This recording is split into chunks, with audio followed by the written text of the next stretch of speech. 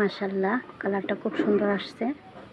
আজ আমি চিংড়ি মাছ ভুনা করেছি খুবই সীমিত মশলা দিয়ে। তো চলুন কীভাবে রান্না করেছি সেটা শেয়ার করি। চিংড়ি মাছ দেখে আমার ছেলেরা অনেক খুশি। তারা চিংড়ি মাছ খেতে অনেক পছন্দ করে। দেখেই বলেছে, আম্মু একটু ভুনা করে দাও। আমার অনেক পছন্দের। আমরা তো জানি যে ছেলেমেয়েরা কী খেতে পছন্দ করে, তো সেটাই আসলে রান্না করার চেষ্টা করি আমরা প্রত্যেক মারাই। তো ঝটপট করে চিংড়ি মাছ করে আমি বেছে নিচ্ছি রান্না করার জন্য। তারপরে তো এগুলো শির ফেলতে হবে। তো আমার বাছা কমপ্লিট। এবার আমি শিরটা ফেলবো, তো এগুলো ফেলে নিচ্ছি। প্রত্যেকগুলোই আগে আমি ফেলে নিই, তারপর অবশ্যই একসঙ্গে এর মধ্যে এই যে দেখেন এই শিরগুলো বেছে ফেলতে হবে প্রত্যেকটা। অনেক ময়লা এতে, দেখছেন? সবগুলো শির আমি ফেলে দিছি। এবার আমি এগুলো ভালো করে পরিষ্কার করে নেব। চিংড়ি মাছগুলো আমি ভালো করে গরম পানি দিয়ে ধুয়ে নিয়েছি। এখন আমি চিংড়ি মাছ কটা রান্না করব। এদিকে কড়াইতে আমি তেলটা গরম করতে দিয়েছিলাম। তেলটা আমার গরম হয়ে গেছে। পেঁয়াজ কুচিটা দিয়ে দেবো।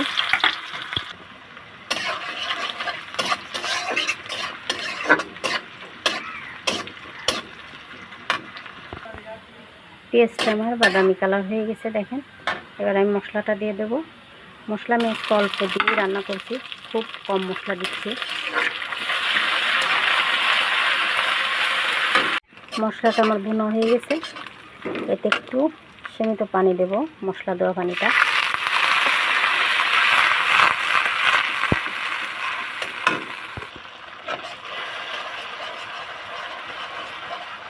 মশলাটা ভুনা হয়ে গেছে।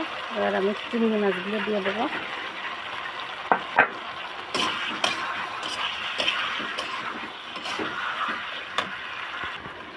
পরিমাণ মতো লবণ দেবো। আজকের মাছ কম যেহেতু, তাই অল্প লবণ দেবো, যেটুকু লাগে। সীমিত হলুদ দেবো। অনেক পানি বের হয়েছে চিংড়ি মাছ দিয়ে। এই পানিটা শুকাই ফেলতে হবে। তেল ছেড়ে দিয়েছে পানিটা শুকিয়ে। এখন আমি আদা না, জিরে গরম মশলা বাটা দিয়ে দিচ্ছি। আজকে বাটা মশলা দিলাম, গুঁড়ি করে আর দেবো না।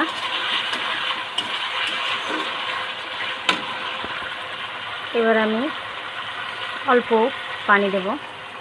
পানি মানে কি, ওই জিরে গরম মশলা বাটার পানিটা দিয়ে দিলাম। এই পানিতেই আমার হয়ে যাবে ইনশাল্লাহ।